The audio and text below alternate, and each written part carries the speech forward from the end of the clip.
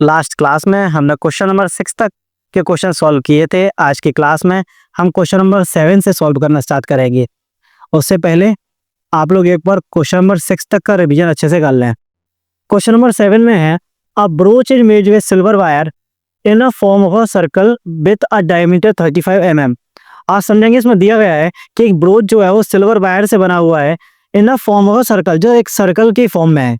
समझने वाला क्वेश्चन ये है कि ब्रोच क्या होता है। ब्रोच बेसिकली एक ऑर्नामेंटल पिन होती है। ऑर्नामेंटल पिन का मतलब गहने के तौर पर प्रयोग होने वाली वस्तु है।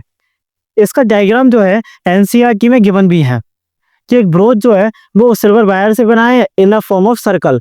तो हमने एक सर्कल यहाँ पर ड्रॉ कर लिया जो रिप्रेजेंट करेगा ब्रोच को, इसमें आपसे बोला गया है कि फॉर्म में सर्कल के फॉर्म में है विद डायमीटर 35 mm। और इसका जो डायमीटर है वो डायमीटर आपको गिवन है कि डायमीटर जो है वो है 35 mm।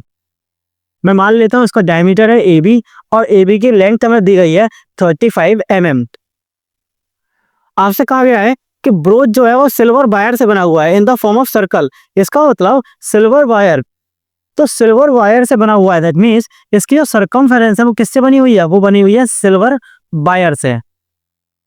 ये जो रेड कलर यहाँ पर रिप्रेजेंट करेगा, ये रिप्रेजेंट करेगा सिल्वर वायर को।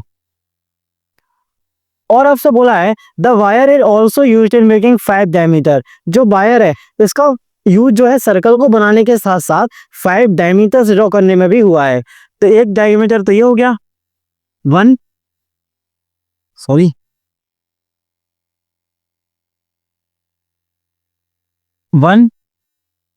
2 3 4 और एक 5 और एक हो गया 5।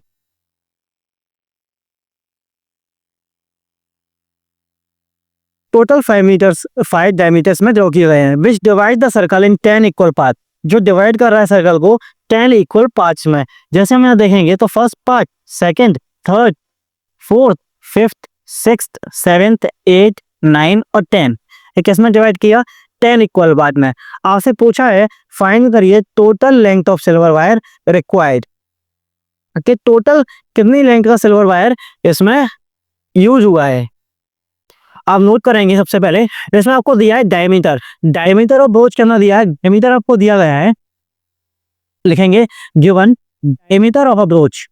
डायमीटर दिया गया ब्रोच का, ये आपको दिया गया है 35 mm। 35 mm। तो यही से हम रेडियस फाइंड कर सकते हैं। तो रेडियस कितनी हुई, रेडियस जो हुई वो कितनी हुई, हाफ 35/2 mm।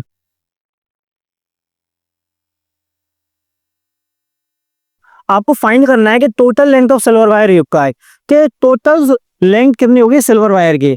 तो टोटल लेंथ कैसे निकालेंगे वो हम देखेंगे।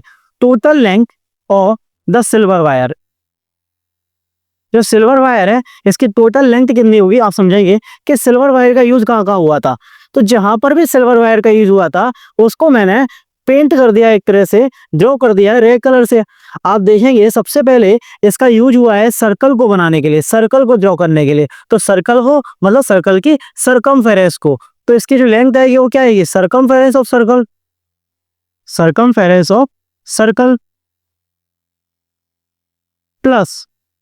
और इसके साथ आप बताइए कि रेड कलर कहाँ पर रिप्रेजेंट कर रहा है, क्या रिप्रेजेंट कर रहा था सिल्वर वायर को। और रेड कलर कहाँ कहाँ है, एक तो सर्कल की सरकमफेरेंस पर और दूसरा जो है इसका यूज हुआ है डायमीटर्स पर, 1 2 3 4 एंड 5। टोटल 5 डायमीटर्स का भी हमने यूज किया है। तो यहाँ पर क्या आएगा, circumference of circle plus length of 5 diameters, क्योंकि वहां पर भी तो सिल्वर वायर का यूज किया गया है। तो लेंथ ऑफ 5 डायमीटर्स। अब आप बताएं कि सरकमफेरेंस ऑफ सर्कल क्या होता है। तो सरकमफेरेंस ऑफ सर्कल हम लोगों को पता है, इसका फॉर्मूला होता है 2πr। तो सरकमफेरेंस ऑफ सर्कल यहाँ लिखा हुआ है, इसका फॉर्मूला हो गया 2πr प्लस दिया हुआ है लेंथ ऑफ 5 डायमीटर। तो लेंथ कितनी आएगी 5 डायमीटर की, तो मतलब 5 मल्टीप्लाई डायमीटर लिख दूं, क्योंकि डायमीटर तो सभी इक्वल होंगे। 2πr, पाई की वैल्यू 22/7, 22/7। आर फॉर रेडियस, और रेडियस कितनी दी गई है आपको? रेडियस दी गई है 35/2 mm। तो रेडियस के आर के लिखेंगे हम क्या? 35/2 mm plus 5 multiply diameter. Diameter कितना दिया हुआ है? डायमीटर ऑफ ब्रोच 35 mm, तो डायमीटर की अगर लिखेंगे 35। अब देखेंगे 2 से 2 कट, 7 से 5 बार, यहाँ से आएगा 110, यहाँ से आएगा 5 5 25, 175। टोटल करेंगे आएगा 285 mm। तो यही लेंथ हुई सिल्वर वायर की जितना हमारा रिक्वायरमेंट है, क्योंकि इसका यूज एक तो सर्कल को बनाने के लिए, सर्कल के सर्कमफेरेंस को बनाने के लिए किया गया था, और इसके साथ साथ इसका यूज 5 डायमीटर्स को भी ड्रॉ करने के लिए किया गया था। आई होप कि आपको यहां तक समझ में आया होगा।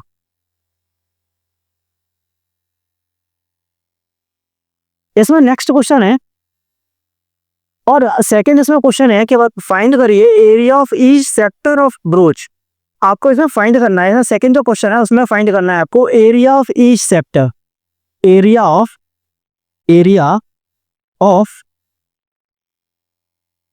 Each sector of broach, area of each sector of broach. हमको अच्छे से मालूम है कि एरिया ऑफ सेक्टर फाइंड करने का फॉर्मूला क्या होता है? Pi r square theta upon 360 degree. Pi की वैल्यू मालूम है, पाई की वैल्यू होती है 22/7। आर फॉर रेडियस, रेडियस कितनी थी? रेडियस थी हमारी 35/2 mm। तो रेडियस कितनी थी? 35/2, 35/2 स्क्वायर, इसलिए दो बार लिखा। Theta means angle. एंगल कहाँ था? एंगल तो है नहीं, तो एंगल हमें फाइंड करना है। और अब एक बात बताओ, एक सर्कल के अंदर कितने डिग्री एंगल होता है? तो जो एंगल होता है वो होता है 360 डिग्री, और इसको कितने पार्ट्स में डिवाइड किया है? टोटल 10 पार्ट्स में डिवाइड किया गया है। तो कितने सेक्टर बने? देखो टोटल 10 ही सेक्टर बने, और टोटल जो एंगल होगा वो होगा 360 डिग्री। तो इसको डिवाइड कर देंगे किससे? हम लिखेंगे यहाँ पर एंगल ऑफ ईच सेक्टर, हम लिखेंगे angle of each sector. Angle जो आएगा ईच सेक्टर का वो कितना आएगा? पता है कि सर्कल में जो टोटल एंगल रहेगा वो रहेगा 360 डिग्री अपॉन कितने पार्ट्स बने? 360 डिग्री को कितने पार्ट्स में डिवाइड करना है? 10, क्योंकि 10 सेक्टर बन रहे हैं, तो 10 से डिवाइड करोगे तो जो आपका एंगल आएगा वो आएगा 36 डिग्री। तो आपका एंगल आ गया इस सेक्टर के लिए, वो आया 36 डिग्री। तो थीटा की वैल्यू आ गई 36 अपॉन 360। डिवाइड करेंगे, कैलकुलेशन खुद ही करना है। 7 से 5 बार, 2 से 11, ये गया 10, 5 2 जा 10 अपॉन 4, 385। एरिया है इसीलिए mm और स्क्वायर, एरिया फाइंड हो गया।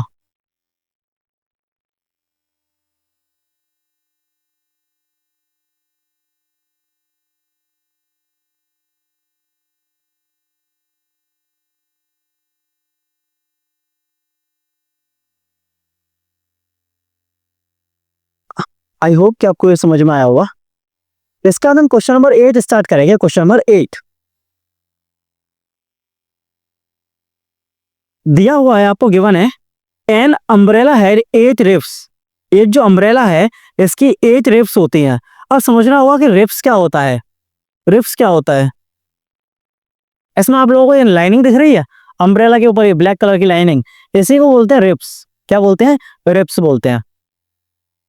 तो बोला है एक अम्ब्रेला है 8 ribs which are equally space, जो क्या है इनमें इक्वली स्पेस दिया गया है। देख आपको दिख भी रहा होगा कि देखो जितना इन दो रिप्स में स्पेस है उतना ही यहाँ पर भी है। Assuming umbrella to be a flat surface, आपसे बोला है कि अम्ब्रेला को मानिए एक फ्लैट सरफेस। जो अम्ब्रेला है इसको आपको कैसा मानना है? फ्लैट सरफेस मानना है।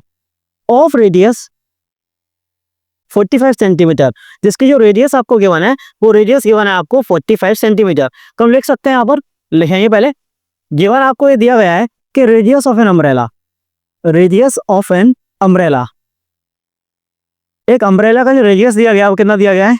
ये आपको दिया गया है 45 सेंटीमीटर। ये आपको दिया गया 45 सेंटीमीटर। आपसे कह रहा है find the area between the two consecutive ribs of the umbrella. आपसे फाइंड करने को बोला है कि एरिया फाइंड करिए बिटवीन टू कॉन्सिक्यूटिव रिब्स। आप एक बात समझेंगे कि मान लो ये फ्लैट सरफेस है और ये अम्ब्रेला को रिप्रेजेंट कर रहा है। बोला है कि एन अम्ब्रेला है 8 रिब्स। कितनी रिब्स है? 8। आपको देख रहे होंगे, देखो 1 2 3 4 5 6 7 8। दैट मींस 1 2 3 4 5 6 7 8, यही है। तो बनाएंगे 8 रिब्स हैं।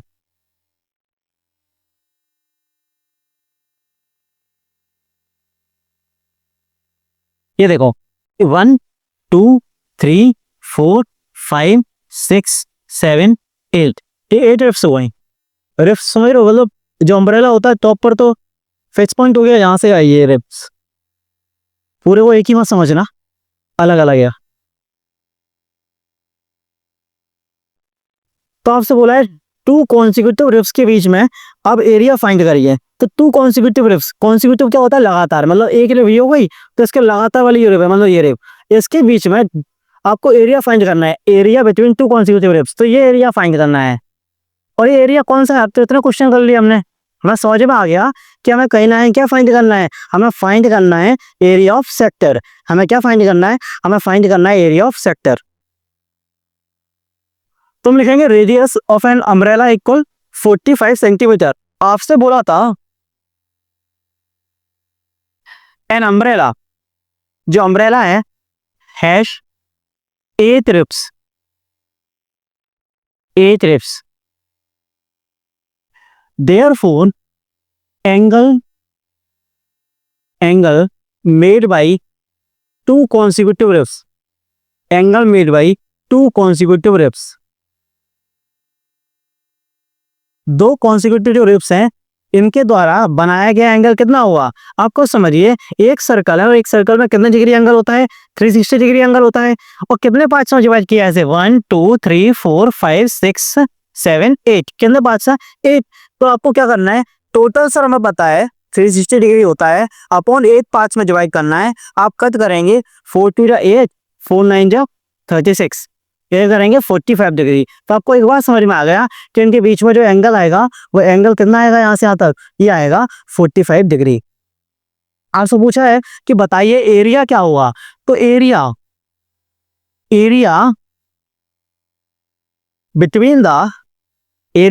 Between the two consecutive ribs, area between the two consecutive ribs, ये क्या हुआ? ये होगा एरिया ऑफ सेक्टर के इक्वल, जो कितना होता है? Pi r square theta upon 360 degree. Pi की वैल्यू गिवन नहीं है तो आपको लिखना है 22/7। आर फॉर रेडियस, रेडियस कितना है? रेडियस हमारी है 45 सेंटीमीटर, तो 45 आर स्क्वायर, तो 45 दो बार, और फिर लिखा हुआ theta, theta means angle, angle आया था 45 अपॉन 360 डिग्री। कट करेंगे 2 से 11, 2 से 180, 5 से 9, 5 से 5 3 15, 5 6 30, और कट हो रहा है यहाँ 3 से 3 बार, 3 से 1 2 12, 3 से फिर गया 4 बार, कितना आया? 4। मल्टीप्लाई कर लेंगे, और कट हो नहीं रहा है तो आप मल्टीप्लाई जब करोगे तो इसका आंसर आएगा 4 7 28, यहाँ आएगा 20 25, और मल्टीप्लाई 11 तो आएगा 5 7 2 2 2 2 2 7 5 अपॉन 28 सेंटीमीटर और मीटर, सेंटीमीटर, तो आ गया एरिया है, इसी में से लिखेंगे सेंटीमीटर स्क्वायर।